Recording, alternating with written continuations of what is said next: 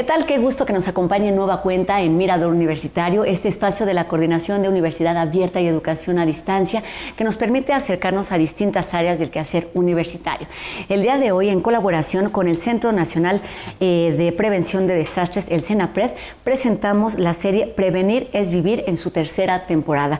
Un programa por demás interesante, una serie al que dedicaremos distintos horarios, distintos temas, porque es importante saber prevenir y estar informados. El día de hoy hablaremos particularmente de los avances y retos de la protección civil en México, y a lo largo de estos minutos pues analizaremos justamente cómo ha ido modificándose esta parte de protección civil y a los desafíos a los que se ha enfrentado por lo menos en los últimos 30 años.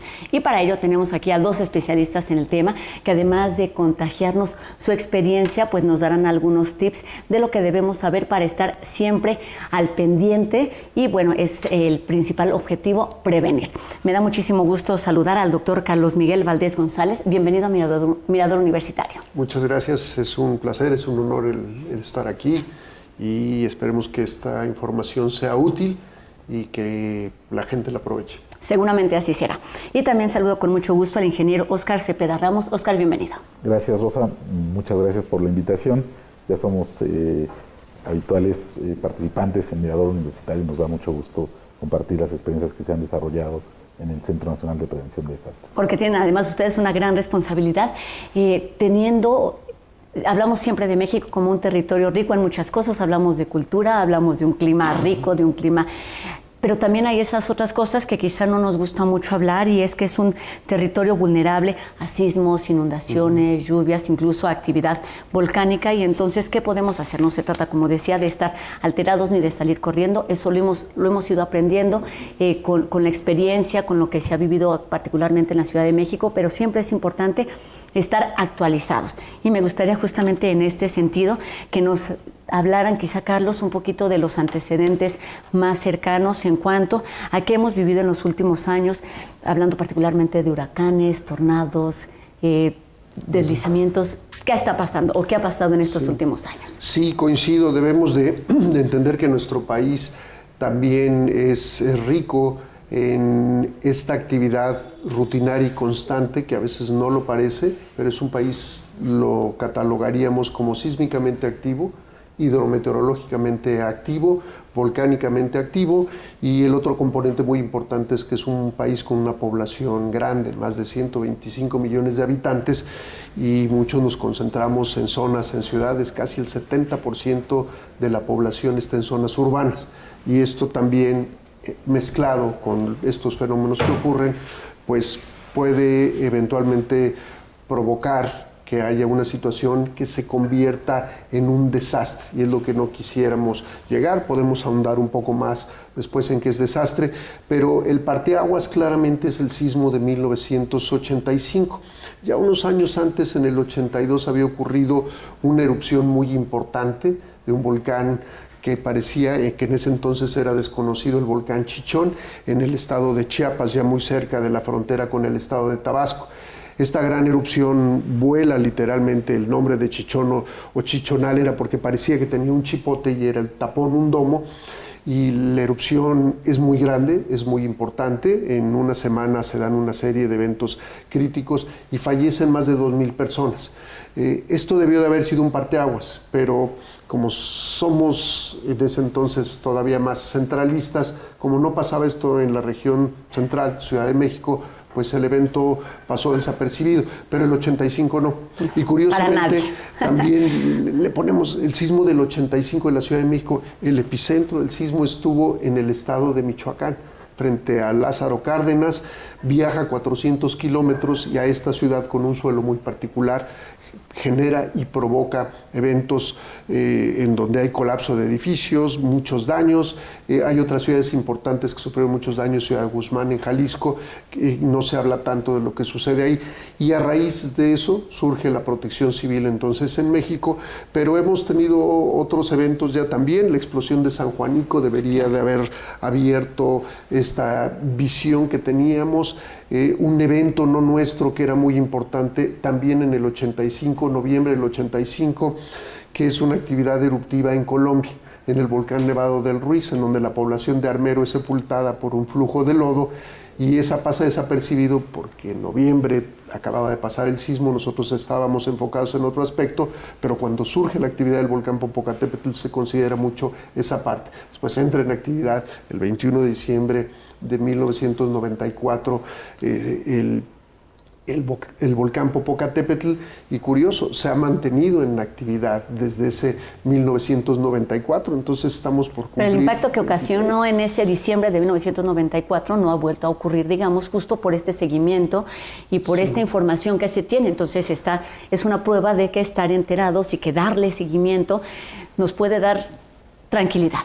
Así es, y hay muchos eventos más. Le pediría, si nos permites, a Óscar, claro, que hablara de esta parte socioorganizativa, ¿no? En donde estos son eventos de carácter natural, origen natural, ¿no? Los desastres no son naturales, pero los fenómenos sí son naturales. Y en nosotros interviene el ser humano y ahí las cosas se complican. Entonces, y ahí le toca a Óscar hablarnos de este tema. Muy breve, también como sociedad nos enfocamos en los fenómenos naturales porque son muy vistosos, porque en el imaginario colectivo las inundaciones, los volcanes, los terremotos han modificado la historia en sí de la humanidad.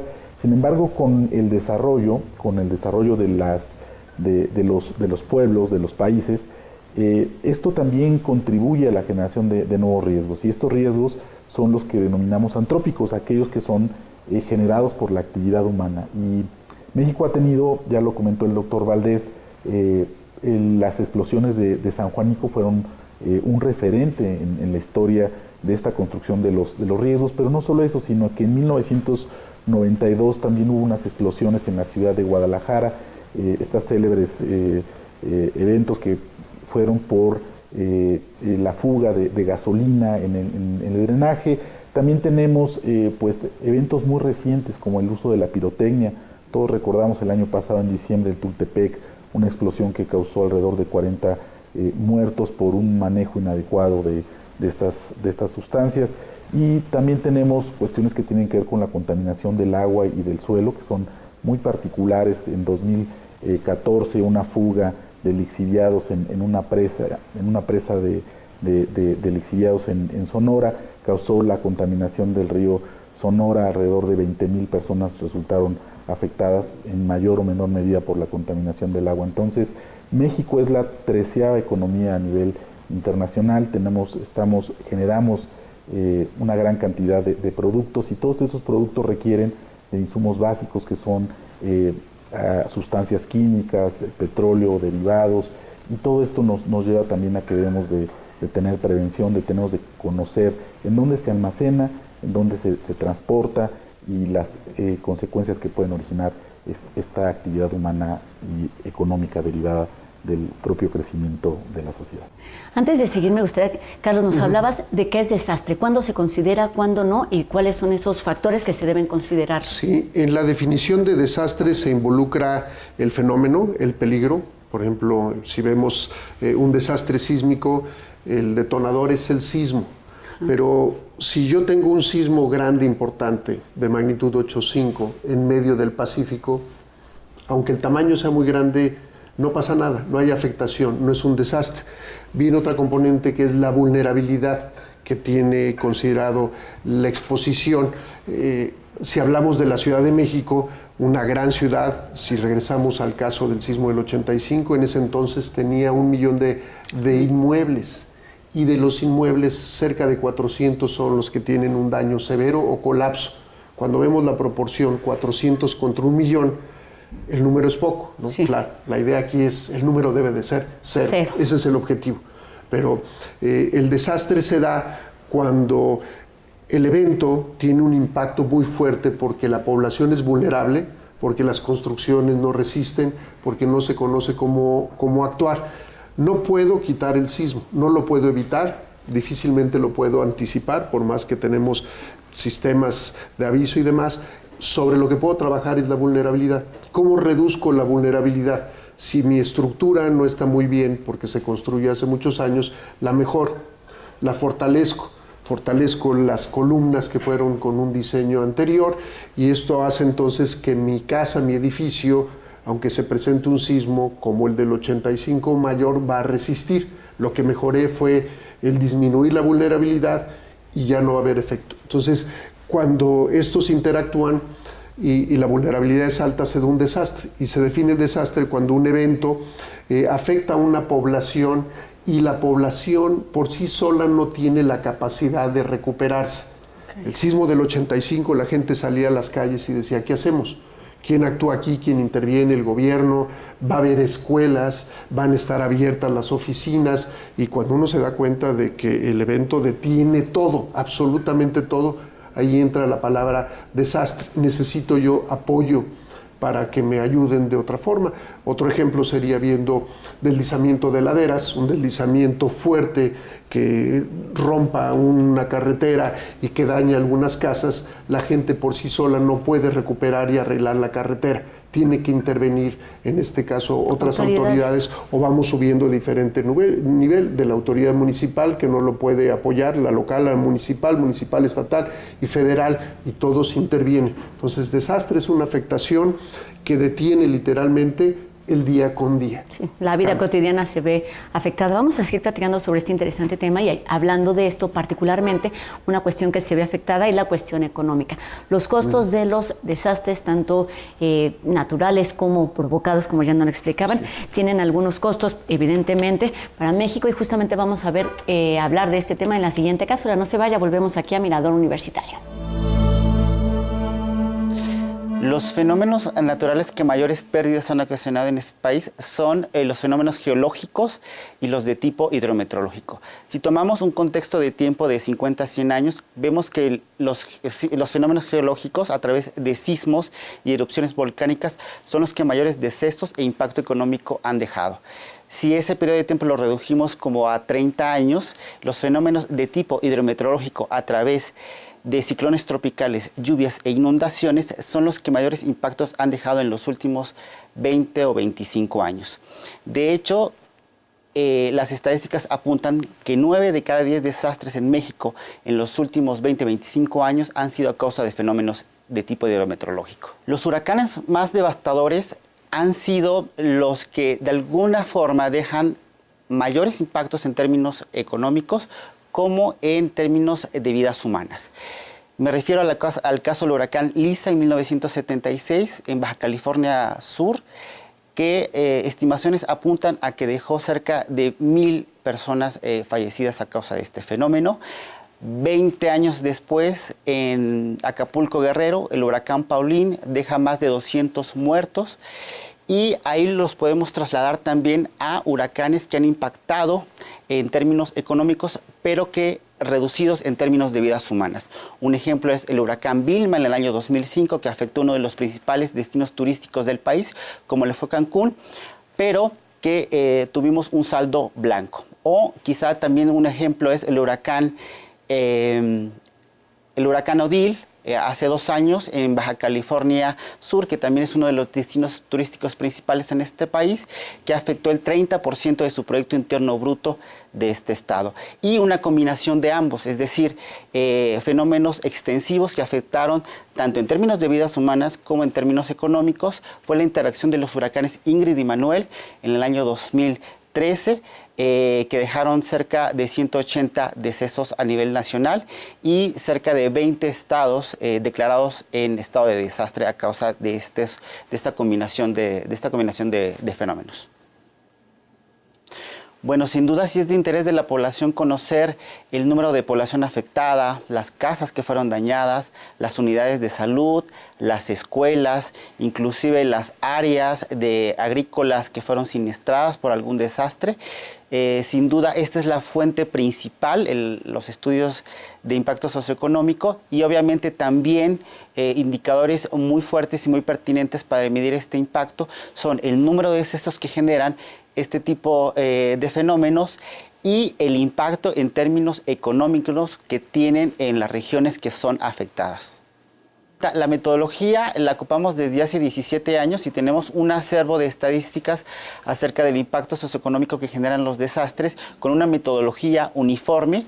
Muchos de los indicadores de avance que este marco exige a los países para dar cumplimiento a así sus metas en cuanto a reducción de riesgo están funcionando, los tiene el CENAPRED a través de este acervo estadístico que se ha ido generando a través de 17 años. Esta metodología nace a raíz del sismo de 1972 en Managua, Nicaragua, y la crea la Comisión Económica para América Latina y el Caribe, órgano de las Naciones Unidas, y por ahí a finales de la década de los 90 la adopta México, y es una metodología que busca medir los daños, es decir, todo lo que se rompe en un desastre, lo que nosotros podemos ver y palpar, y las pérdidas, que es el lucro cesante de las actividades dejadas de realizar en el momento del desastre.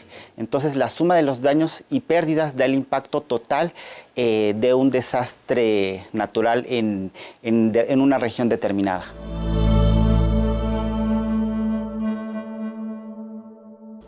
Qué gusto que continúen con nosotros aquí en Mirador Universitario. Recuerde que puede ponerse en contacto con nosotros a través de las distintas líneas de comunicación que ponemos a su disposición.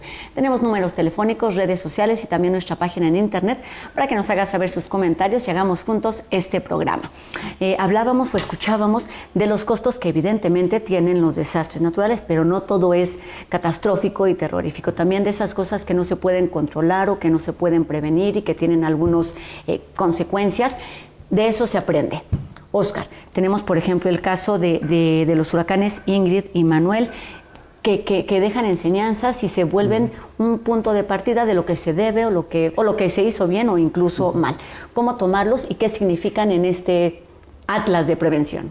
Bueno, nada más para hacer un poco de historia. El propio Sistema Nacional de Protección Civil surge a partir de los sismos de 1985. Cada desastre tiene también un área de oportunidad para todos, para los científicos, para la sociedad, para el gobierno en general. ¿Por qué? Porque nos dice qué cosas se hicieron mal. Eso ya lo comentó el doctor Valdés. Un desastre es esa interrupción de la vida cotidiana y entonces lo que nos permite es conocer qué se hizo mal y qué se debe de mejorar.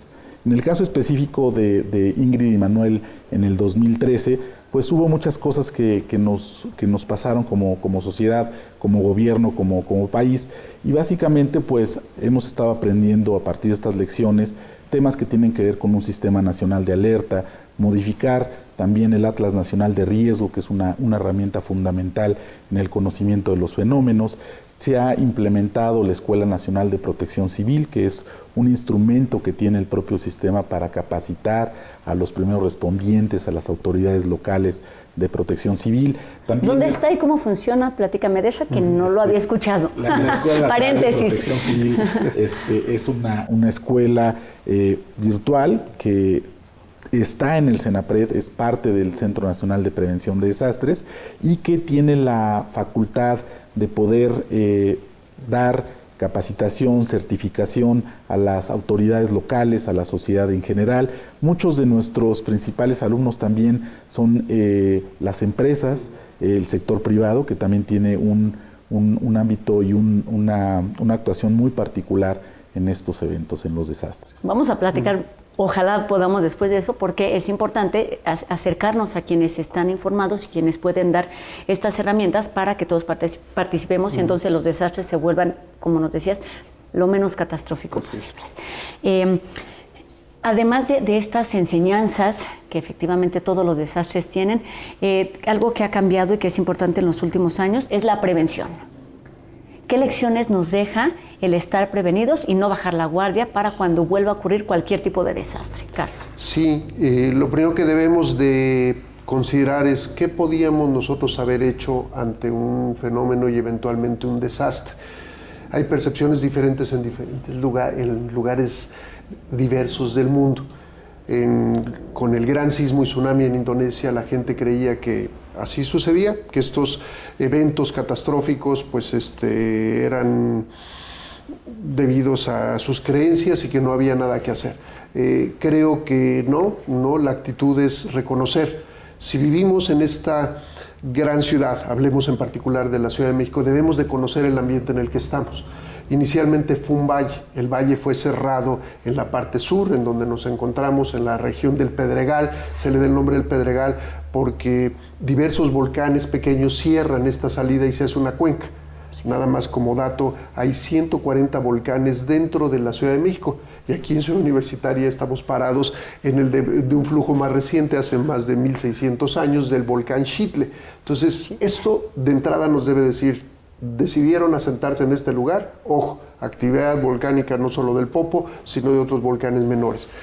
Se hace un lago y se convierte, llegan los españoles, se cambia y se cierra, y al cerrar un valle se convierte en una cuenca. No hay que decir la cuenca del Valle de México, porque o es cuenca o es valle, no puede ser las dos.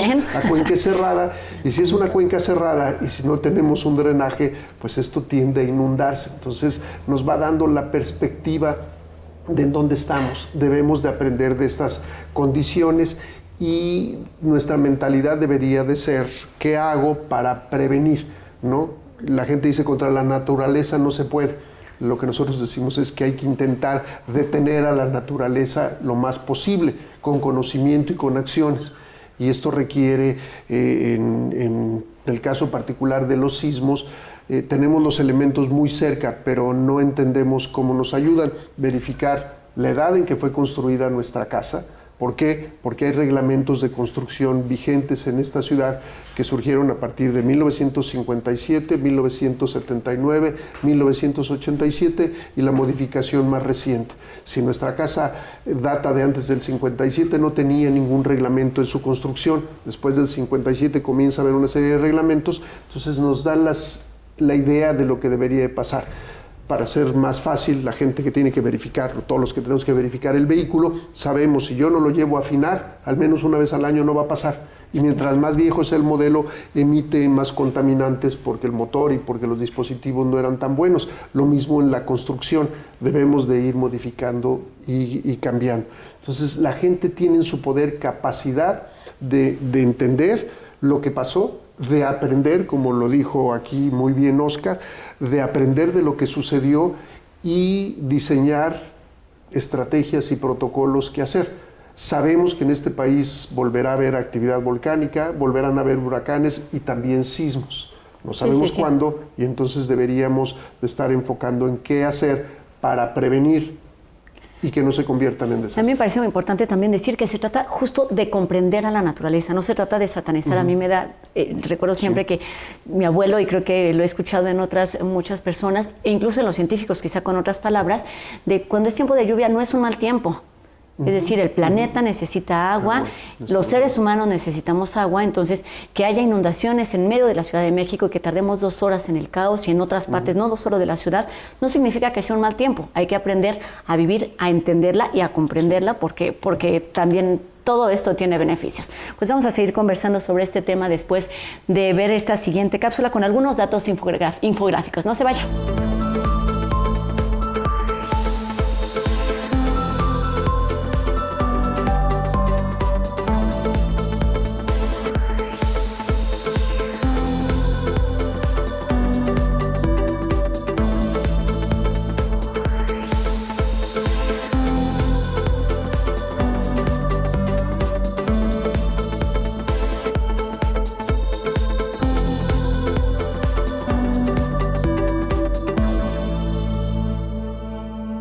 Cuando hablamos de protección civil están involucrados muchos factores, las autoridades a muchos niveles, la sociedad es evidentemente un factor importante, pero también es importante hablar de las estrategias de comunicación y las herramientas que se requieren, que se utilizan, que se aprovechan, que son una gran ventaja. Oscar. Yo empezaría con la parte tecnológica. El mundo ha ido cambiando en los últimos años. Por ejemplo, para México se ha triplicado el número de teléfonos celulares que utilizamos. Ya tenemos casi 100 millones de teléfonos celulares actualmente. Casi la misma cantidad de habitantes. Casi. Y de ellos, el 60% son teléfonos inteligentes. Este cambio en el paradigma de la tecnología también ha cambiado la forma en la cual registramos los eventos, los monitoreamos y hacemos alertamientos a través del Sistema Nacional de Protección Civil. Existen sistemas de monitoreo como el Servicio Sismológico Nacional, que es parte de la Universidad Nacional Autónoma de México, el Servicio Meteorológico Nacional, entre otros, que brindan información permanente sobre los fenómenos, en donde ocurren, las intensidades, tienen un sistema de monitoreo que permite a la ciudadanía en general conocer estos fenómenos. Y la tecnología es importante, sin embargo, como decía James Goddard, La tecnología es todo, pero hay que poner también corazón. Hay que saberla utilizar. Sí. Carlos. Sí, hay parte también de la comunicación y de la tecnología. Ahora mandamos tweets, recibimos imágenes, recibimos videos. Se convierte en una herramienta muy poderosa si vemos la información necesaria, pero también podemos convertirla para propagar rumores. Cuando alguien dice, me dijeron que va a temblar, y ese rumor lo mandamos por todos los medios, vamos a crear nosotros elementos muy críticos, vamos a alterar una sociedad y entonces necesitamos verificar cuáles son las fuentes oficiales y creer, ¿no? Hay cosas que no se pueden predecir, como son los sismos, y hay cosas que sí se pueden anticipar, como son la parte de los huracanes. Nosotros estamos obligados a tratar de llegar a toda la gente. En nuestro país todos pensamos que nos comunicamos muy bien en español y resulta con que no, con que hay más de 66 lenguas indígenas nacionales, ese es el nombre oficial, sí, en donde hay que comunicar la información en náhuatl. Y nosotros vamos a decir, ¿y náhuatl quién habla náhuatl? ¿Cómo le hacemos? Claro. Nosotros hablamos en náhuatl, ¿no? Quien sabe qué es el Popocatépetl, el Iztaccíhuatl, la delegación Tláhuac, Tlalpan, estamos hablando en náhuatl. Pero entonces hay que comunicar la información a la gente, muchas veces en poblaciones, en municipios más marginados, en su propio idioma, para que ellos lo entiendan y puedan tomar también las medidas. Entonces la tarea es muy amplia, el conocimiento hay que divulgarlo, hay que utilizar el lenguaje adecuado y hay que saber utilizar estos dispositivos para esa finalidad. Hay mucha información. Las infografías que se acaban de mostrar, estas infografías son con imágenes para aquellos que se les facilita entender la imagen y poco texto, y texto en un lenguaje sencillo. No tenemos que entender qué es la magnitud Richter, debemos de saber cuál es el efecto del sismo, o sea, buscar la información, porque lo primero que preguntamos, ¿de qué magnitud fue el sismo? Sí, claro. Y la respuesta es, puede haber un sismo de magnitud 5 que provoca muchos daños y uno de 7.5 que no provoca nada. Entonces, claridad y precisión. Estas herramientas y en cuestiones de comunicación son importantes, pero la tecnología también la utilizan para otras cuestiones que es previo a estos, o justamente para entenderlos antes de que sucedan. ¿En qué situación estamos?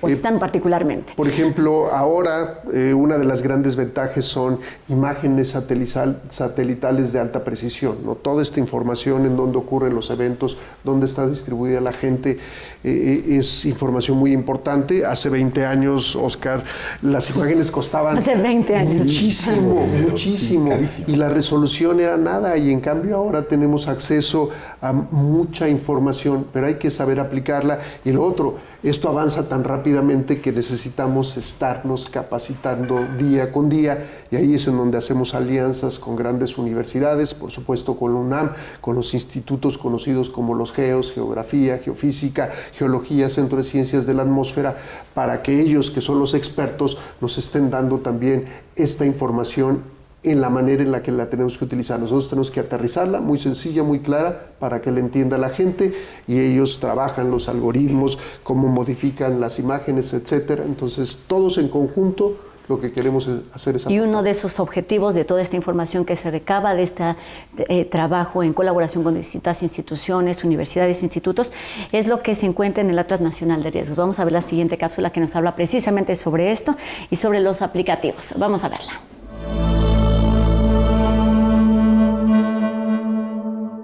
El sistema del Atlas Nacional de Riesgo es un instrumento a nivel nacional que nos puede ayudar a la toma de decisiones desde las personas que gestionan las políticas públicas hasta las personas que pueden comprar o tienen que comprar su vivienda para poder identificar los riesgos y peligros que están a su alrededor y poder tomar decisiones y poder prevenir. Podemos ver todos los aplicativos que tenemos. Este es el de inicio, donde podemos observar varios fenómenos, el monitoreo de varios fenómenos. Esta es la trayectoria del huracán. Tenemos los sismos, tenemos el boletín de los volcanes y tenemos una visualización del semáforo y las cámaras. Aquí podemos encontrar 25 aplicativos, primero tenemos 4 y en la parte de ver más tenemos clasificados los aplicativos por fenómenos perturbadores, como marca la ley, en riesgos geológicos, hidrometeorológicos, químico-tecnológicos, sanitario, ecológicos, socioorganizativos y riesgos astronómicos. En el aplicativo de sistemas de información sobre riesgo es el más utilizado por la cantidad de información que tenemos, ya que el Comité Nacional de Emergencias lo utiliza para la toma de decisiones, ya que tiene cargados todas las capas de información. También se ha utilizado para el huracán Odil, Patricia en el 2016 y el evento socioorganizativo de la visita del Papa. En el caso del evento socioorganizativo del Papa, tenemos cargados los puntos de visita y las rutas. También tenemos los puentes que por donde pasa, y se pudo ver qué hay cerca de cada punto de interés. Entonces, con un análisis podemos obtener dónde están los hospitales cerca o las escuelas. Todos los aplicativos que podemos encontrar en el portal son públicos. Esta herramienta está a cargo de la Subdirección de Sistemas de Información sobre Riesgo, de la Dirección de Análisis y Gestión del Riesgo, del Centro Nacional de Prevención de Desastres.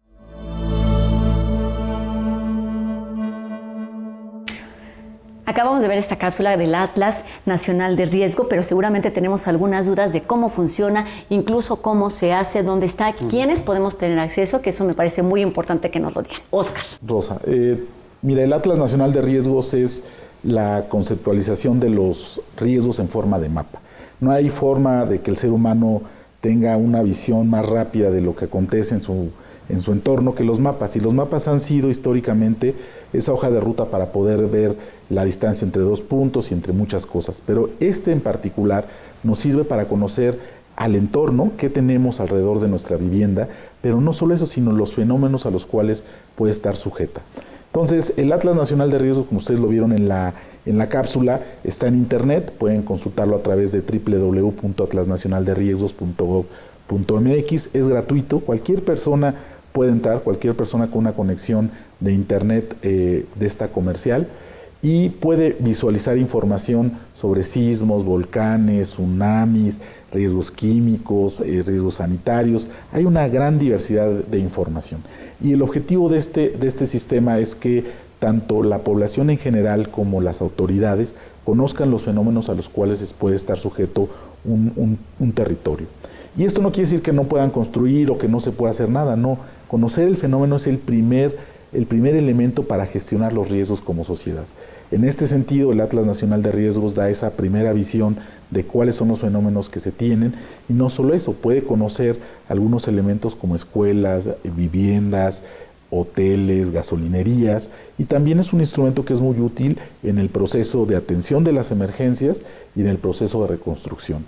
Es un esfuerzo que no solo es del Centro Nacional de Prevención de Desastres, es de toda la administración pública, de las entidades federativas y de los 2.000 casi 500 municipios del país, de la sociedad civil y también del sector privado. Es el acervo de información más importante que tiene México en términos de riesgo. Me parece muy claro y muy concreto lo que acabas de decir, solamente cambiaría una palabra. No es una base de datos o una traducción que podemos consultar, sino que debemos consultar como ciudadanos, debe convertirse en una responsabilidad. Carlos, sí, porque tiene muchos beneficios. Hay mucha información, nos sorprenderíamos, ahí puede uno seleccionar una región, un área, y rápidamente va a hacer el cálculo de, por ejemplo, cuántas personas vivimos si seleccionamos un círculo, en un círculo de 1 o 2 kilómetros alrededor de donde estamos. Si hay gasolineras, si hay información de alguna industria química, y va a decir uno, pero es que industrias químicas yo no veo. Industrias químicas que manejen detergentes, que tengan flúor o cloro, tienen componentes estos mal manejados o que se emitan a la atmósfera, pueden generar problemas importantes. Entonces, el conocimiento nos ayuda, es una información que ha generado el pueblo de México y entonces debe de ser utilizada para la población. Sí sabemos que la limitante es el internet y que aunque todo el mundo lo maneja, no todos en el mismo nivel, pero los aplicativos son muy sencillos, son muy simples. Los invitamos a que lo vean, a que vean en dónde están, a que dinos dónde lo podemos expuestos, hacer para que hagamos la tarea completa y no tengamos pretexto. Y entrar ahí. Claro. ¿En qué sí. página? La página es y ahora todo seguido, atlasnacionalderriesgos.gov.mx. Ahí está, ya ni siquiera tenemos mucho que buscar, ubiquémonos en ese mapa que nos va a traer muchos beneficios y como decíamos, no se trata de alterar, no se trata de conocer literalmente dónde estamos parados. Vamos a seguir conversando con ustedes, es momento de hacer una pausa, lo invitamos a que se ponga en contacto con nosotros a través de nuestras redes sociales. Seguimos en este programa de Mirador Universitario en colaboración con el CENAPRED, el Centro Nacional de Prevención de Desastres, hablando sobre Prevenir es Vivir en su tercera temporada. Volvemos aquí a Mirador Universitario.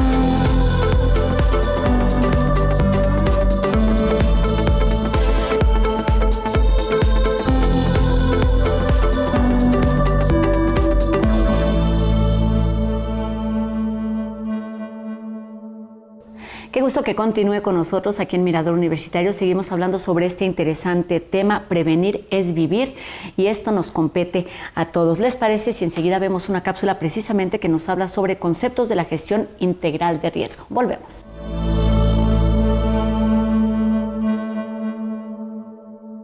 La gestión integral de riesgo es el concepto que surge a través de la integración de todas las actividades que son necesarias para atender una emergencia.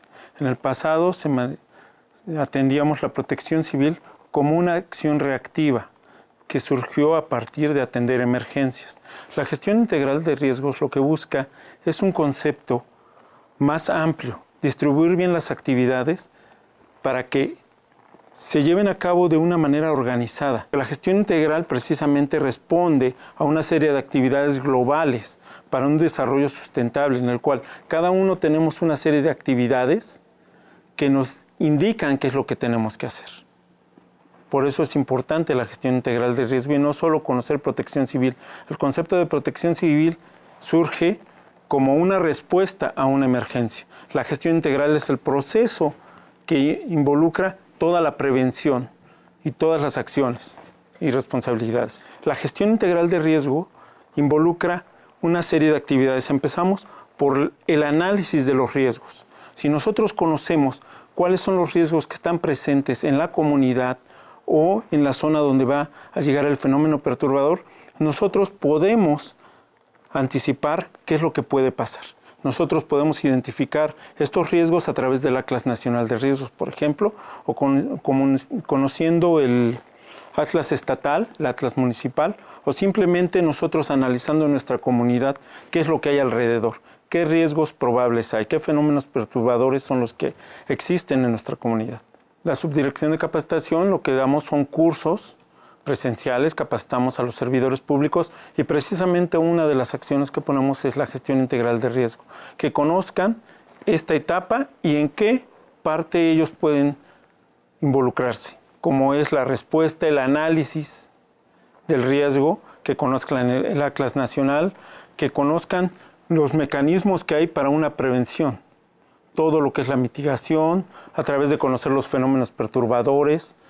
Tenemos también cursos de, por ejemplo, de fenómenos hidrometeorológicos en los cuales se les enseña a preparar un pluviómetro para que a través de la medición de la lluvia puedan conocer en qué momento tienen que desalojar una comunidad, por ejemplo, o sistema de alerta temprana, que conozcan que no nada más es una alarma que suena, sino que hay todo un procedimiento atrás que tienen que seguir para hacerle frente a una emergencia.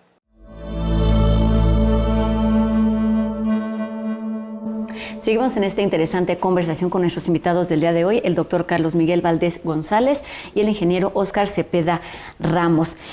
Me parece importante todos los temas de los que ya hablamos, porque no solamente se dan a esos niveles que están como muy alejados las tareas que les tocan a las autoridades, a los gobiernos, a las instituciones que saben del tema, sino se trata de irlo aterrizando y de que todos y cada uno de los ciudadanos sepamos, estemos informados, pero además principalmente estemos informados. Y justamente este año México fue sede de la Plataforma Global de Reducción de Riesgos de Desastre 2017 y uno de los conceptos que se discutieron fue el de resiliencia.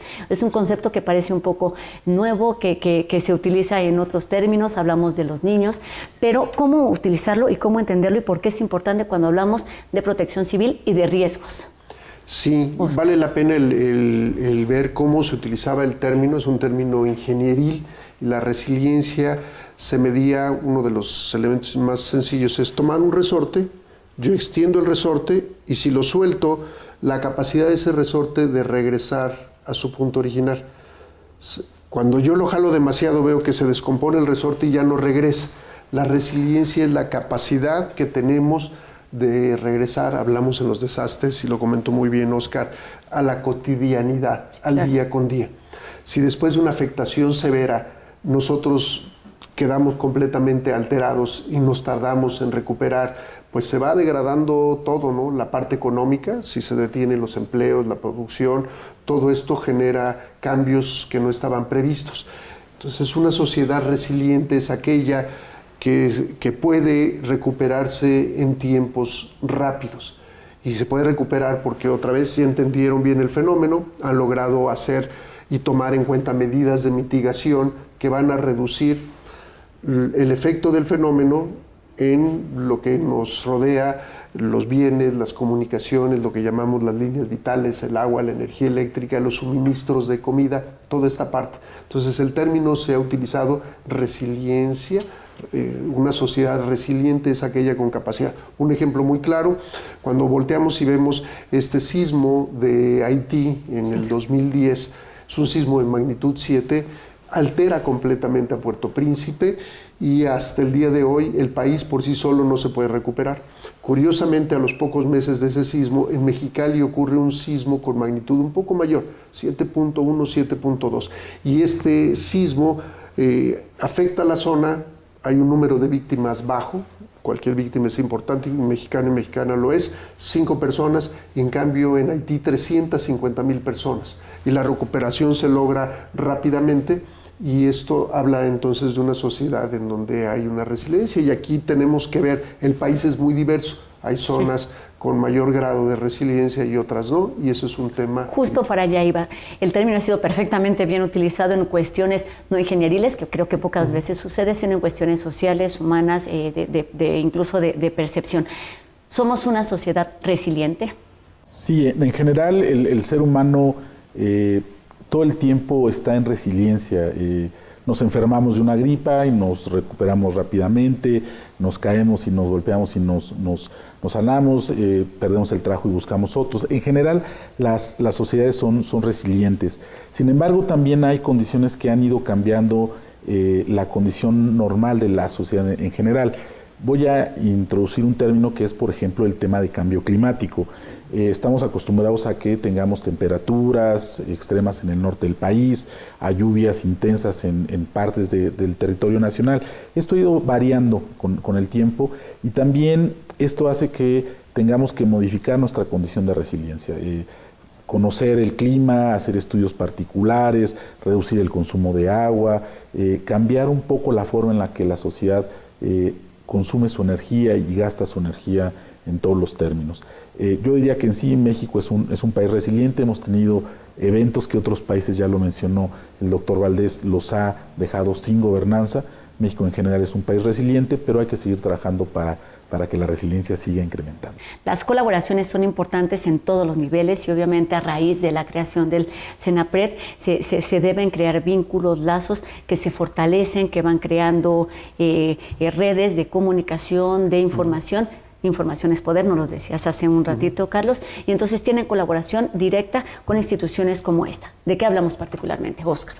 Mira, en el marco de la Plataforma Global para la Reducción de Riesgos de Desastres, que se llevó a cabo este año, México impulsó varios temas, pero uno de los temas que nos parece sustantivo y que tenemos experiencia es el tema del análisis de los riesgos. Y este modelo del Atlas Nacional de Riesgos que ya platicamos se está instrumentando para que en Centroamérica, Colombia y los países del Caribe adopten esta plataforma y puedan también conocer sus fenómenos naturales y causados por el hombre. En general, la plataforma busca tres cosas muy particulares: la reducción del número de muertos por eventos de tipo natural y causados por el hombre, la reducción también del impacto económico. Es muy importante reducir las pérdidas que año tras año causan los fenómenos de origen natural, y el tercer tema es volver más resiliente a la infraestructura crítica. Ya lo comentábamos en la plática, que buscamos que no haya daño en hospitales, escuelas y vías de comunicación. En este sentido, México en la plataforma da su experiencia y comparte los conocimientos logrados. ¿Es punta de lanza en este sentido, en este tema en particular? O más que punta de lanza, es alguien que se preocupa y que puede poner el ejemplo porque ya lo hizo, ya tiene esta experiencia. Hay varios elementos. Uno de ellos es la posición geográfica de México. Es un país privilegiado, es un país impresionante, pero al mismo tiempo nos ubica en una zona en donde la cantidad de huracanes del Atlántico y del Pacífico, el 85% de los que pasan, tienen que ver con el país. Y esto hace que medidas que se fueron estableciendo en el marco de Sendai, México ya las llevaba a cabo, porque estas acciones había que estarlas tomando en cuenta. Otro elemento importante que se llevó a cabo en la plataforma y que presentó México era el programa Hospital Seguro. Viene derivado del 85. En la zona del centro médico, México pierde cerca de 4,000 camas de hospitales, o sea, una infraestructura costosa, importante, y además los hospitales eran necesarios. Y en ese momento tan necesario, claro. Entonces, a partir de ahí, este programa es el ir haciendo revisiones completas, no solo de la estructura, sino de la infraestructura, de lo que se tiene en los hospitales, para irlos mejorando, para ir haciendo conciencia con los hospitales. Y este programa, diseñado aquí en México, ha sido copiado por otros lugares. Lo venimos haciendo por lo que decimos, la infraestructura hospitalaria, los diseños largos, hospitales con estructuras que fueron muy vulnerables ante el sismo, cómo modificarlas y en diferentes regiones. Y este programa Hospital Seguro ha sido bien visto. ¿Cuándo surgió, perdón? Ya tiene más del 85, 88. Sí, y cada vez tiene metodologías más estrictas. El Senapred participa con gente que hace evaluación, principalmente en la parte estructural, y otras organizaciones, también hospitales, sector salud, muchos están involucrados en estas revisiones, y se le da una valoración a los hospitales y cada uno de ellos las toma en cuenta y va buscando, si es necesario, que generalmente los recursos para mejorar y tener hospitales que funcionen muy bien, y que funcionen muy bien sobre todo cuando están sujetos a efectos no solo de sismos, sino también de huracanes, inundaciones, actividad volcánica. Y si no se utilizan, mejor, pero que estén ahí listas para ser utilizados. Sin más sobre este tema, vamos precisamente a escuchar al maestro Carlos Gutiérrez Martínez, que nos habla sobre el programa Hospital Seguro.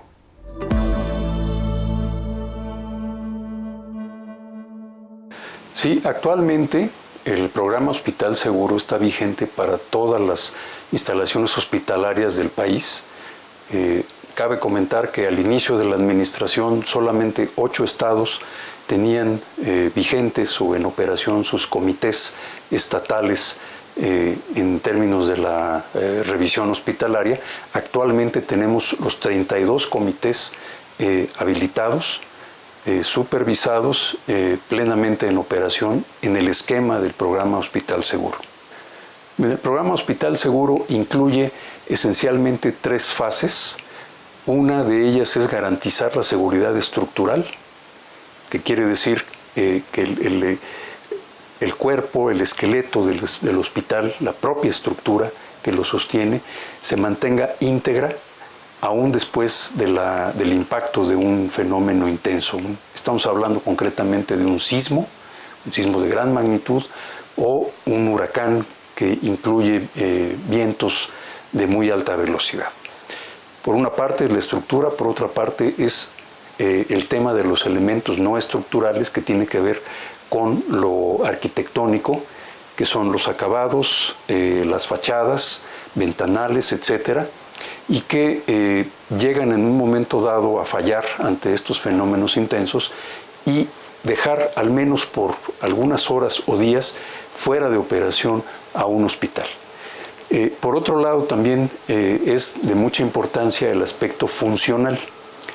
Los evaluadores del programa Hospital Seguro verifican que dentro del hospital todos aquellos elementos, tuberías, líneas de conducción, se mantengan en las mejores condiciones para que, no obstante que no haya falla estructural, que no haya daño en elementos no estructurales, el que ya mencioné, no tengan deficiencia en su funcionamiento por falla en algunos de los elementos que le dan funcionalidad como un hospital.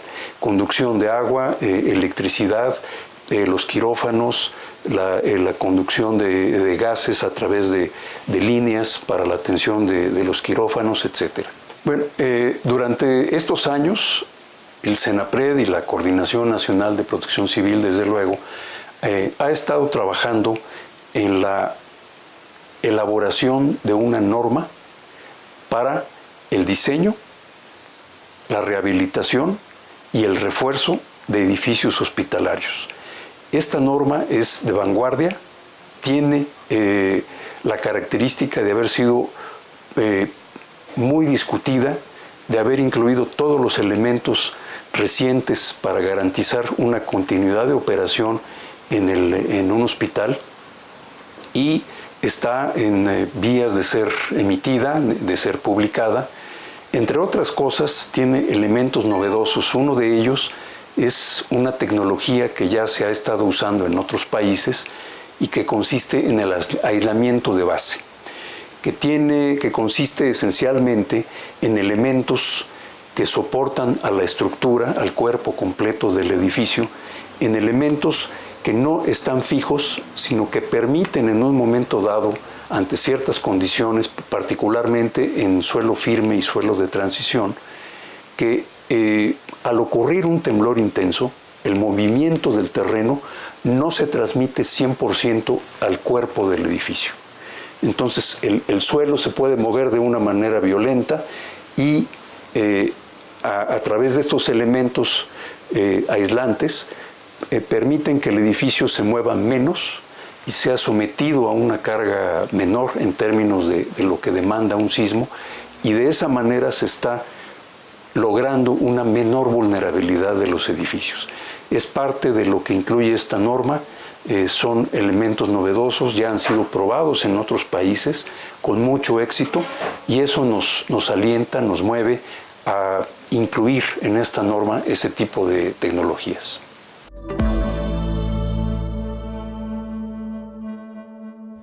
Estamos por concluir este programa de Prevenir es Vivir, y resulta importante, evidentemente, investigar, dialogar, pero si las cosas no se llevan a la acción, poco se puede hacer y resulta que no son aprovechados. ¿De qué sirven este tipo de series como el marco global que se llevó a cabo allá en la plataforma? ¿Cuáles fueron algunos de los resultados, Oscar? Bueno, nosotros nos gustaría poner en contexto que estas plataformas regionales y globales sirven para que los países se pongan de acuerdo en los términos en los cuales se debe reducir los riesgos de desastres. Sin embargo, para el caso de México es muy importante decir que tenemos avances y que en este sentido el Sistema Nacional de Protección Civil tiene algunos elementos que nos gustaría recalcar. El primero es que contamos con elementos que permiten conocer los riesgos en el país, es el Atlas Nacional de Riesgos. Les sugerimos que lo consulten, lo visiten, lo revisen. El segundo tema es el que tiene que ver con los avisos, con los alertas, revisar las páginas que hay en internet sobre los servicios meteorológico y sismológico. Y el tercer punto es que como sociedad en el conjunto sepamos qué hacer ante la ocurrencia de eventos. Esto es muy importante porque no solo es conocer que existen los fenómenos, en dónde están, sino saber qué hacer. Al final del día todos tomamos decisiones, y en términos de desastres, desde que salimos de nuestra casa vamos a tomar una decisión. En este sentido, tomemos la decisión de la manera más informada, sepamos que los riesgos se pueden prevenir, sepamos también que podemos hacer acciones al interior de nuestra casa, de nuestro trabajo, de nuestra familia y de nuestra sociedad. es importante saber lo que se ha hecho, pero todavía hay mucho para hacer. ¿Cuáles son, por ejemplo, algunos de los compromisos que se firmaron en este encuentro? Porque evidentemente a raíz de la prueba y error hay algo que se puede cambiar. ¿Cuáles son esos compromisos, esos objetivos que se tienen por lo menos ahí establecidos? Sí, la plataforma fue muy interesante. Participaron cerca de 6.400 personas de 180 países. Ahí hay que llamar la atención los países, porque lo primero que tenemos que hacer es, cuando comenzó la gente a hablar, todos tenían inundaciones, todos tenían sismos, todos habían padecido ya alguno de estos fenómenos. Entonces lo que necesitamos hacer es vincularnos y ver las buenas prácticas, qué les ha funcionado a algunos países y qué no ha funcionado. Entonces la vinculación fue uno de los elementos críticos importantes. No hay un solo país poderoso, nos lo han demostrado sismos en Japón, nos lo han demostrado huracanes, deslizamientos y también sismos, por ejemplo, en Estados Unidos y en Europa. Entonces el actuar en conjunto facilita y el llevar ideas similares, darle un seguimiento al marco de Sendai y darle también un seguimiento al desarrollo, a los objetivos del desarrollo sustentable, en donde podemos nosotros ver que una de las metas muy claras es 0 víctimas. Reducción de los costos y de lo que venimos nosotros colocando, financiamiento para entender estos fenómenos y claramente van pegados con lo que tiene que ver, había mencionado ya Óscar, el cambio climático. Hay otros elementos también que están modificando, por lo que nos queda muy claro, el cambio climático no está evitando que ocurran estos eventos, sino al contrario, los está haciendo más continuos. El crecimiento en el nivel del mar también, alguien dice, pero si creció 2 milímetros, sí, pero 2 milímetros por año, eventualmente esto va a tener un impacto severo. El que aumente la temperatura a 1.5 grados es catastrófico, aunque pareciera que no debería de serlo. Entonces, compartir con todo el mundo lo que estamos haciendo nos pone en una perspectiva muy diferente, hace que fortalezcamos y que le demos la importancia necesaria a estos temas, lo que tiene que ver con la reducción de riesgo de desastres en México, y lo que queremos comunicar es que todos debemos de participar. Es un tema importante, yo sé que hay temas muy importantes día con día, pero hay que tenerlo patente ahí, ¿no? Uno de estos eventos puede cambiar nuestras vidas de inmediato y es lo que no queremos que suceda, que seamos un país resiliente y un país consciente que la protección es vivir, como lo dice el Coordinador Nacional de Protección Civil, y nosotros le añadimos la protección o la prevención también ahorra dinero. Exactamente, y es importante decir también a manera de conclusión y para cerrar este tema, que todas y cada una de las decisiones que se toman en los distintos niveles, desde los ciudadanos hasta las autoridades que se reúnen para compartir este tipo de experiencias, tienen consecuencias en lo que estamos por vivir. Entonces, seamos responsables. Ya pusimos ahí una de nuestras tareas principales, al menos el día de hoy, es que todos debemos consultar el Atlas Nacional de Riesgos y por algo podemos empezar. Pues muchísimas gracias por haber estado con nosotros aquí en Mirador Universitario, doctor Carlos Miguel Valdés González. Gracias, Rosa. Muy amable. Gracias a tu público. Y al ingeniero Óscar Cepeda Ramos, ambos Muchas gracias. Gracias, Óscar, ambos del Centro Nacional de Prevención de Desastres, el CENAPRED, en esta colaboración con Mirador Universitario. Recuerda que nos vemos aquí en esta serie importantísima, Prevenir es Vivir. Seguramente tendrá mucho que contarnos a lo largo de esta serie, y en el próximo programa justamente estaremos hablando sobre drones y tecnologías para el manejo de riesgos. Todo cuenta, todo es importante. Nos vemos aquí en la próxima emisión de Mirador Universitario. Adiós.